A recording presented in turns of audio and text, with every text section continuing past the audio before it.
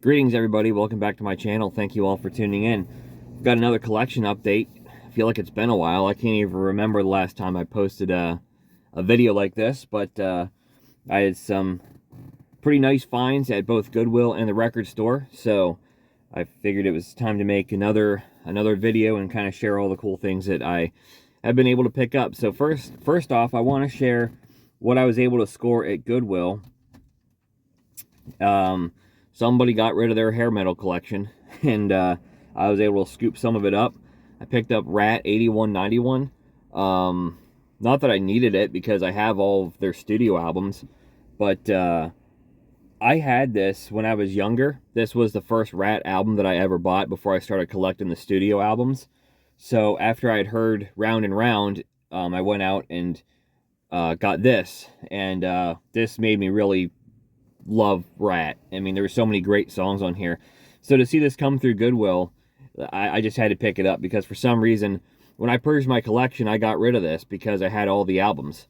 But I'm kind of glad to pick this up and have it back in my collection because this was a great compilation, and really what turned me into a big Ratt fan is all the great songs on here. But yeah, Ratt 8191, was able to find that at Goodwill. And then somebody got rid of their Poison collection. The first 3 Poison albums. I never owned any of these before. And in all honesty, I'm not really the biggest Poison fan in the world. But, you know, at a thrift store, if the price is right, I decided to pick them up because there's at least one song on each of these albums that I really like. On Look What the Cat Dragged In, I do kind of like Cry Tough. The rest of this album, though, didn't really do anything for me, to be honest with you. I'm not, the other hits on here, I just don't, I Want Action, I Won't Forget You, Look What the Cat Dragged In, Talk Dirty to Me, and none of them do really much of anything for me. And there's nothing deep on here that really grabbed me either.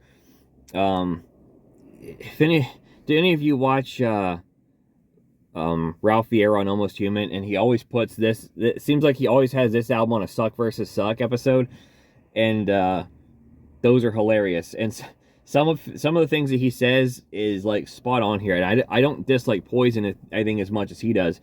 But like Play Dirty, when Bret Michaels is acting all tough, it's like, come on, man, you're not a tough bar fighting dude. This is your freaking album cover. I mean, come on. But either way, this one, This one I kind of like, though. That's a terrible album cover. I hate that album cover. Poison does not have good album covers, in my opinion. But I like this one. First of all, Fallen Angel, by far my favorite Poison song. I love that track. Nothing But a Good Time and Every Rose Has Its Thorn, to be honest with you. I'm so sick of those, I don't ever need to hear them again. But Back to the Rocking Horse was pretty cool. Tearing Down the Walls was cool. Look But You Can't Touch. I kind of like the deeper ones on here. So especially Back to the Rocking Horse. I really was digging that one. Plus Fallen Angel, that gives it some points for me because I think that's a great song. And last but not least, Flesh and Blood. My second favorite Poison song is on here, Ride the Wind. That's like by far my second favorite Poison track. Beyond that, there's some other cool songs on here. I kind of forgot Flesh and Blood. Sacrifice is kind of a cool track. Valley of the Lost Souls was cool. I am so sick of Unskinny Bop, I never need to hear that one again. But otherwise, not bad. Like I said, not the biggest Poison fan in the world, but I wanted to at least, give them a shot and see if there's anything deeper that I didn't know that would catch my ear. And there were a couple tracks. So, all right, next up we have Record Store, Slaughter, Stick It To Ya. I never owned this, but back when I was younger, a friend of mine had this, so I had it on my computer, and I kind of forgot about some of the songs on here. Eye to Eye, I've gone back to that one a few times because that was always my favorite one, but I forgot about tracks like Burning Bridges. Really cool song. So I saw this one at the record store for $3, and I figured, you know what, I ought to pick that one up. All right, now for the really exciting stuff here.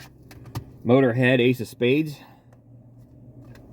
Don't have any Motorhead in my collection until now, and it really has nothing to do with, like, I don't dislike this band or anything. I think To me, they're kind of like the metal version of AC/DC. Like, you know what you're going to get, you know what to expect, and that's kind of why I appreciate them.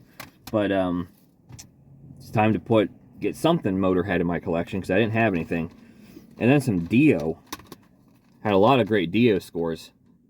Sacred Heart, Dream Evil, and then I left this one behind because I only got these two on my first trip to the record store. I went back a week later and got Lock Up the Wolves, which is the other one they had, so thank goodness it was still there. But yeah, with Dio, I had Killing the Dragon when I was about 14 years old, and I liked it, but for some reason it just didn't like really grab me at the time, and I just kind of got away from it. I wound up, when I purged my CD collection like 10 years ago, it was one of the CDs I got rid of because I really wasn't listening to it. Man, I wish I would have kept it, because I've kind of come back into more classic hard rock and classic metal over the past couple of years.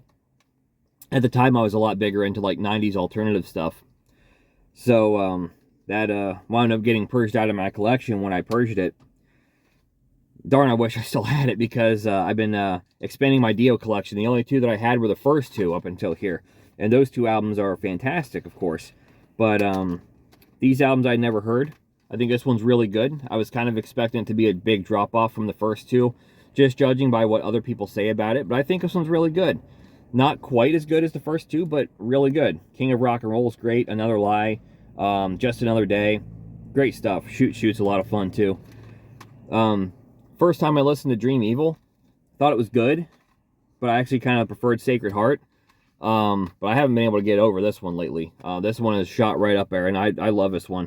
Night People is awesome. Dream Evil is awesome. Sunset Superman, All the Fools Sailed Away, Overlove. Could Have Been a Dreamer. Gosh, I love that one. Faces in the Window. Solid album right here. And then went back and picked up Lock Up the Wolves. This is probably my least favorite of the bunch, but it's still a really good listen. I think Wild One's fantastic. Born in the Sun is great. Hey Angel. Walk on Water, Twisted. So I just think it's the least consistent listen of all the Dio albums I've heard so far. There's still... I have the first 5 Dio albums now. I still need to get the back 5. And of the back 5, I've heard, obviously, Killing the Dragon, and I've listened to or Strange Highways. And damn, what a great album that is. That actually might be my favorite one. That one is fantastic. So, still on the hunt for those two, on the hunt for Angry Machines, on the hunt for Master of the Moon, too, and Magica. So, yeah. Dio might not have really struck a chord too much with me back in 2004, but I'm at a place now where I think Dio is pretty much awesome. So, and then I also was able to pick up Black Sabbath, Heaven and Hell. So somebody must have really given up their Dio collection, because they had a lot of, record store had a lot of Dio stuff. So, there you have it. Those are the most recent pickups for me. Let me know your thoughts on any of these albums that I've acquired. Let me know what some of your most recent pickups are. If you like this kind of content, please give me a thumbs up. Subscribe to my channel for more videos like this in the future, and I'll catch you next time.